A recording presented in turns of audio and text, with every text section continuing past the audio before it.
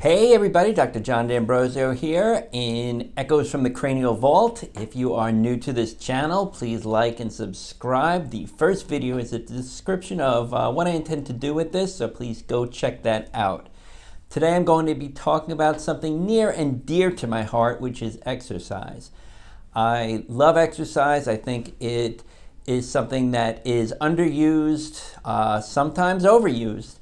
We'll go into that, but it's a necessity in life. And I used to think that exercise was important just because I wanted to. I was picked on when I was younger, so exercise was a way to get me stronger, to be able to either defend myself or to look in such a way that people would not pick on me. But it's so much more than that. It's about staying active. Your body needs to move to stay alive. And by moving in terms of exercise, you're building the muscle, you're keeping the joints healthy, you're staying active, you're doing so many things that are important. But people take exercise and they tend to complicate it. I did this. I have been certified as a personal trainer through 2 organizations because I wanted to learn as much about exercise physiology as I could, because I wanted to write my own workouts. And writing my own workouts was great, but it became kind of cumbersome over time because, again, I would complicate things. I would sit there and say, I have to work each individual muscle group this many times, and there's a bigger muscle group, so it needs more reps and more set. And it became too much. I did that for years. Then I stumbled across CrossFit, and I thought, CrossFit, this is great. I just walk into the gym. I don't have to write any sort of workout. I just do what they tell me to do. I get it done, I leave, and that's it. And I did that 10 years. I did that, and I enjoyed it while I did it. But was lifting weights the only way to exercise? No. Was CrossFit the only way to exercise? No.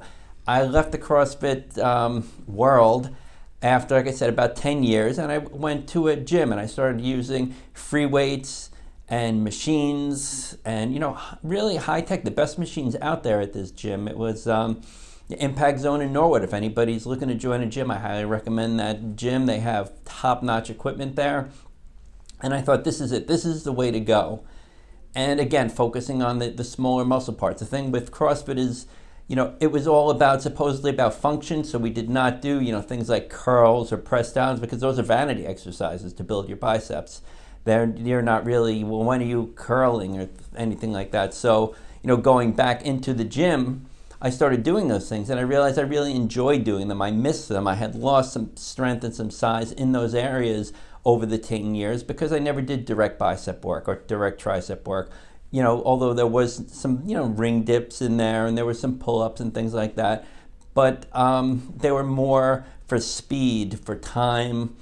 They were not, they were missing an important aspect. And that's really what I want to talk about with this video. Is exercise just for the sake of moving is great, you're getting things done, but if you're looking to exercise with the idea of you have a specific goal, walking, say you're walking. I mean, you could walk and just go out for a walk. You could say, I just want to get out every day, and that is fantastic. Everybody should do that.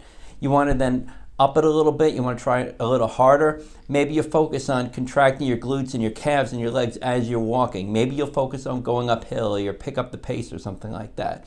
But the thing is, all exercise, I could do push-ups all day. You could just do them. And if you're not really focusing on the mind-muscle connection, you're missing out because you're just going through the motion and you're not trying to really work the muscles that you want to work. So when you're doing push-ups, it's really about getting the chest in, getting the triceps in, there's some shoulders, and you could just mindlessly push them out, or you could really focus on feeling the contraction in the chest, feeling the chest working as you're doing it, feeling the triceps working. And what's going to happen? You're going to be able to do less because you're really working, you're really focusing on the contraction instead of just banging through it an exercise. You're really working those muscles, because in the end, when you work a muscle, you can only work it as hard as your brain tells it to. You could hold a dumbbell or a barbell in your hand And that's not going to build the muscle. You actually have to be able to take it and say curl it. If that's what you're trying to do, you're trying to work your bicep, you have to curl it. And if you're mindlessly curling it, just say, all I care about is getting this weight up, you're going to start recruiting other muscles. You may sway back. But if you focus on just really contracting those biceps, you're going to use less weight, but you're going to work the muscles more. And that's really the key of, I feel, for all workouts, is the mind-muscle connection. And when you bring that into the picture, it really doesn't matter whether you're working with a barbell, a kettlebell, a dumbbell, if you're working with body weights. If you can focus on making body weight exercises as hard as humanly possible and focus on the muscle is going to grow as long as you work harder than you did last time. And working harder does not mean, I need to get one more rep at all costs. Working harder can mean I'm doing the same number of reps but with better form. Or I'm doing the same number of reps at a slower speed because you were just banging through them before. So you're focusing on increasing the exercise itself. That falls under part of the form if you're just going very quickly or very consciously, and I'm not saying super slow, although you can go that route, but just going slower and really focusing on the muscles. And that can be applied to anything. Like I said, it can be applied to body weight. You could be doing that with pull-ups, and when pull-ups get too hard, there's variations of pull-ups that you could do to make things harder. If you needed to do weighted pull-up, you could also do a weighted pull-up. Same thing with legs. You say, the only way to build legs is with big heavy squats on your back. But if you could take a variation of a squat, a pistol squat, which is a one-legged squat with your opposite leg in front of you, or a shrimp squat, which is a one-legged squat with your leg behind you, and really focus on the form and make that exercise really hard for you, however you need to do that, you're working the muscle. Your muscles do not know whether you have weight, added weight, doesn't know how much you have weight. Your muscle just knows it needs to contract. And the harder it is for that muscle to contract, and you're focusing with your brain on that muscle, that's going to be the stimulus for growth. Because if it's extremely hard to do something and you push yourself to the point where you can't go anymore, and then the next time you try to top that, you're going to need to increase your strength. And through increasing the strength, that's going to be neurological a lot of times, but then that follows up with actual building of increased muscle mass. So exercise, again, people tend to complicate it, and a lot of times ego gets in the way. That's one of the things I did notice about if you're in CrossFit, which again, not knocking CrossFit, or you're at a gym or anywhere, even if you're by yourself, and I did this, I'm 5 o'clock in the morning, there's not many people in the gym, but I know what weight I got last time on, say, the bench press, and I want to do better than that. But as opposed to focusing on, let me keep my form really good, let me keep everything the same and just really focus, I may speed up a little bit. I may just barely touch my chest instead of going all the way down to touch my chest. My form may deteriorate, and it's just a slight deterioration, but if that allows other muscles to be recruited, if my goal is to build chest muscles and not to say, I'm going into a contest where I just want to have the highest bench and I'll get it up there, within the parameters of that competition. I was in a powerlifting competition. I have a state record for bench and a state record for deadlift.